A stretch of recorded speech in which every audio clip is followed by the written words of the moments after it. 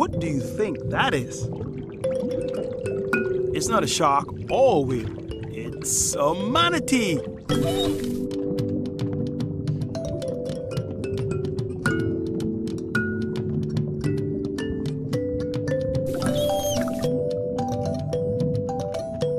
Some people call manatees sea cows because they're big and fat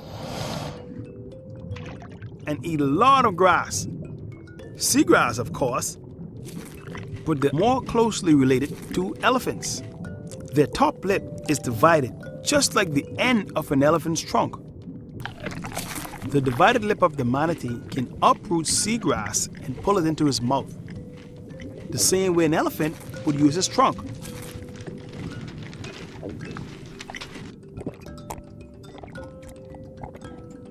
Like all mammals, manatees nurse their young. Babies feed off their mother's milk for 2 years.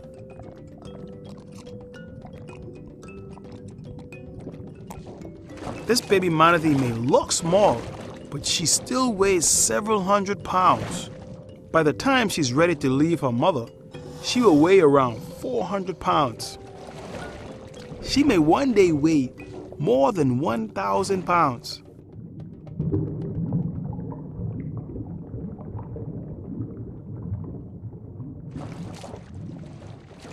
This young male is in the Berry Islands.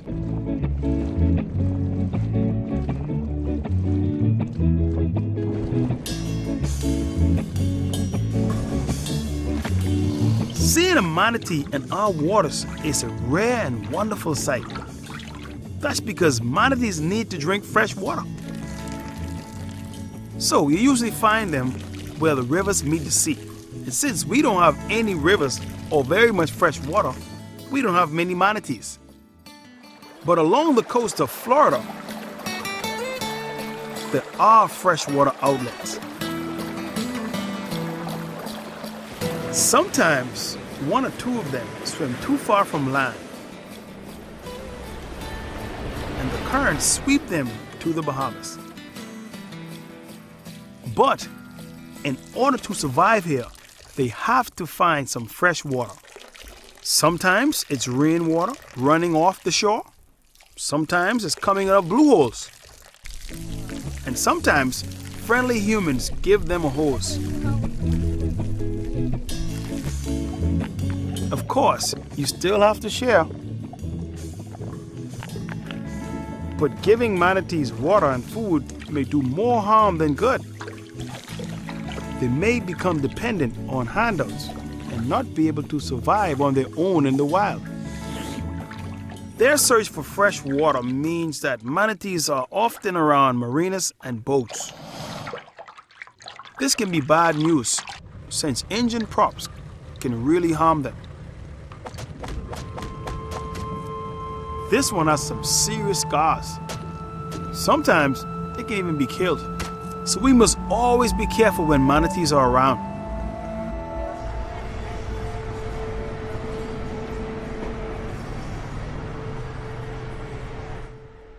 At Atlantis, a mother and calf named Rita and Georgie are being held in saltwater tanks after marine experts rescued them from Nassau Harbor.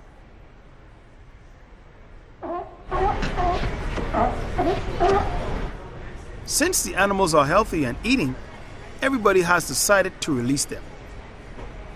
They chose to release them at the Berry Islands because there are already 4 manatees there.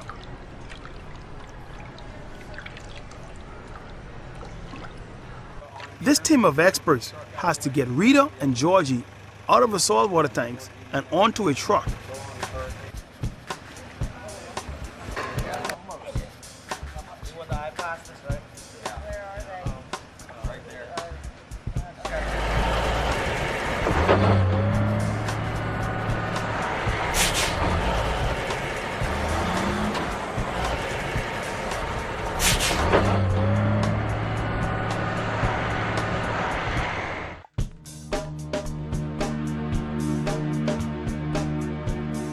Now, from the truck and onto a boat.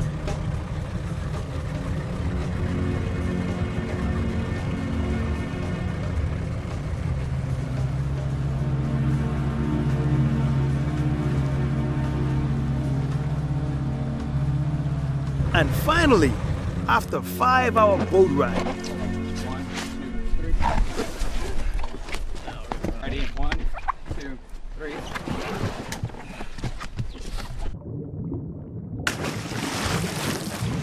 the manatees are released and in Great Harbor Key. Yes, they're free! Everything is looking good, and Georgie is already nursing.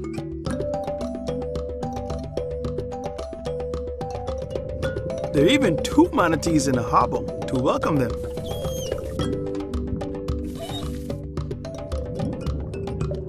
The scientists put tracking tags on Rita and Georgie to learn more about how they live, how they find food and water, and what kind of habitats they use.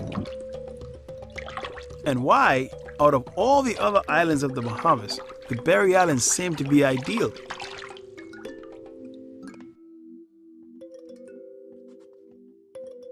These researchers have already learned that the manatees love the healthy mangrove creeks south of Great Harbor. If we continue to learn more about the manatees and we take care not to hit them with our boats, then we can make survival here a little bit easier. And then maybe a few more manatees would stay here in the Bahamas.